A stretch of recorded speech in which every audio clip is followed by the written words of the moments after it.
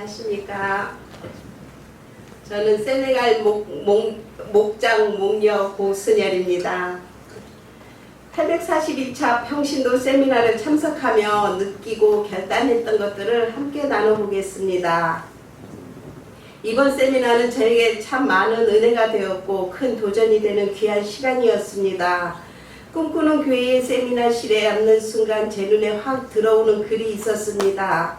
하나님의 꿈을 위하여 쓰임받을 수 있는 것은 가장 큰 축복이요 특권이다.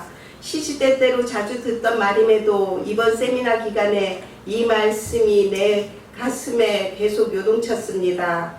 마치 하나님께서 영혼 구원하여 제자 삼는 일에 나와 함께 해보지 않겠니? 함께 가자 라고 말씀하시는 것 같았습니다. 가정교회를 경험하며 그 속에서 하나님이 신실하심과 크고 놀라운 은혜를 경험했던 지난 날들이 떠올랐습니다. 세미나를 듣고 있는데 그동안 잘 쉬었지, 이제 다시 일어나 함께 가자, 이렇게 주님이 말씀하시는 것 같았습니다. 희생이 없는 헌신은 취미생활에 불과하다고 말씀하셨습니다. 내가 먼저, 그리고 내가 조금 더, 또 우는 자와 함께 울고 웃는 자와 함께 웃는 것이 가정교회다. 주님이 보내는 사람을 교회가 불편해한다고 합니다. 그래서 주님은 사람을 보낼 만한 교회가 없다고 합니다. 그래서 가정교회는 주님이 찾으시는 교회가 되고자 하는 것입니다. 그 교회가 주님이 찾으시는 교회인지 알기 위해서는 두 가지를 보면 안다고 합니다. 그 교회를 통해 믿지 않는 자들이 예수님을 영접하는가, 그 교회를 통하여 믿는 자들이 변화되는가, 이 두 가지를 보면 알게 된다고 합니다. 우리의 섬김을 통하여 믿지 않는 영혼들이 주님을 만나고 제자가 되는 것, 이것은 그 무엇과도 바꿀 수 없는 크고 가치 있는 일임을 머리로만 아는 것이 아니라 꿈꾸는 교회의 목자, 목녀님을 보며 다시 배우게 되었습니다. 그 중에도 심영석 목자님의 간증은 나를 너무 또 부끄럽게 하였습니다. 이분은 아들이 중학교 다닐 때 문제가 생겨서 학교를 그만두겠다고 했고 이 과정에서 어쩔 수 없이 대한학교를 보내게 되었는데 목사님이 추천서가 있어야 한다고 해서 박창환 목사님께 추천서를 받으러 교회에 출석하게 되었다고 합니다. 그래서 교회에 출석한 지 1년 6개월 만에 목자가 되었고 현재는 8년째 목자로 섬기며 4번의 분가를 하였다고 했습니다.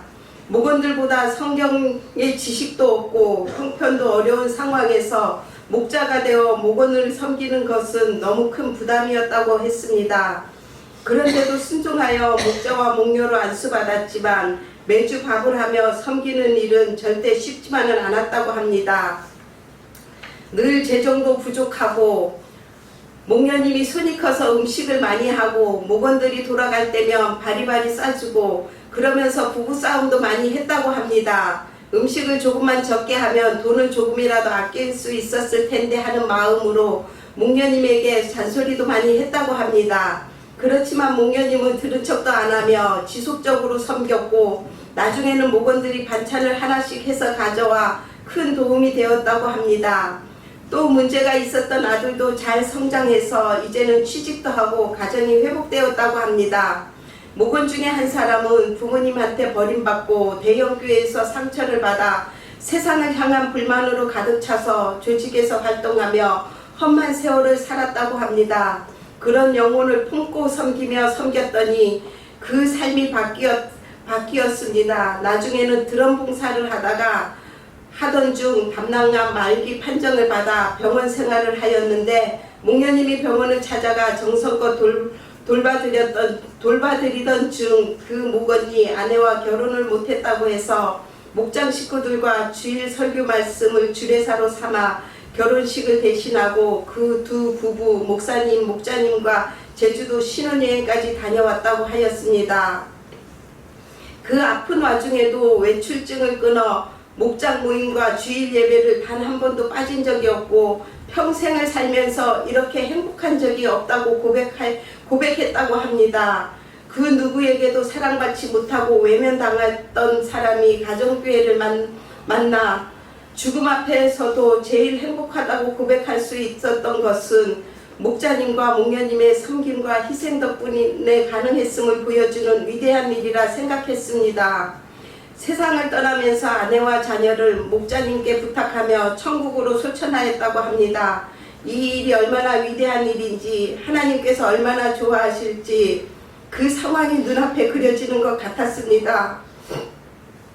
섬길 때는 섬김을 받는 사람이 감동을 받을 만큼 섬기라고 하셨습니다.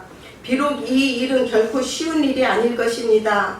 그렇다고 꿈꾸는 교회 목자 목녀들만 할 수 있는 일도 아니라고 생각합니다. 우리도 그분들과 다르지 않습니다. 하나님이 주실 상급을 바라보며 세상의 욕심을 내려놓고 믿지 않는 영혼들을 바라보며 하나님의 소원을 이루어 드리는 교회가 되길, 그 일에 순종하는 목자 목녀들이 되길 소망해 봅니다. 꿈꾸는 교회가 가정교회로 전환한 지 20년이 되고 보니 참 교회가 어떤 것인지 보이기 시작했다고 합니다. 하나님의 소원을 이루어 드리는 교회를 품고 중국, 뉴질랜드, 영국 등 세계 각국에서 오신 분들과 함께 교제할 수 있는 시간이 있었는데, 거기에서는 이제는 가정교회만이 답인 것 같다라고 말씀하셨습니다. 가정교회를 통하여 믿지 않는 영혼들이 주님을 믿고 믿는 사람들이 변화되어 삶의 기쁨이 있는 제주 온누리 교회를 꿈꾸며 기대해 봅니다. 그리고 저에게 큰 위로가 된 말씀이 있었는데, 맡겨주신 영혼을 잃어버리지만 않아도 성공한 것이다. 힘들고 어려워도 가정교회를 잘 붙들었더니 10년 후부터 열매가 맺어지더라. 그 말씀이 참 위로가 되었습니다. 저에게는 VIP에 대한 부담이 너무 컸습니다. 이것 때문에 목자와 목녀를 하는 것이 두려웠습니다. 하지만 조급한 마음을 내려놓고 아무리 힘들고 어려워도 주님의 말씀을 붙들고 버텨보겠습니다. 섬김과 희생으로 목양하며 살리는 인생이 되리라 결단하는 귀한 시간이었습니다. 남편이랑 가면서 절대 목사님 사모님 아는 척하지 말자고 올라갔는데 사모님께서 먼저 알아보시고 그동안 수고했다. 제주 온누리교회에서 다시 가정교회로 헌신하게 되어 기쁘다. 3년에 한 번씩 지속해서 세미나 참석해서 충전하라고 하시며 참 많이 격려해 주셨습니다. 우리 제주 온누리교회를 통하여 많은 영혼이 주님을 만나고 제자 삼는 큰 축복을 누리는 교회가 되기를 소망합니다. 감사합니다.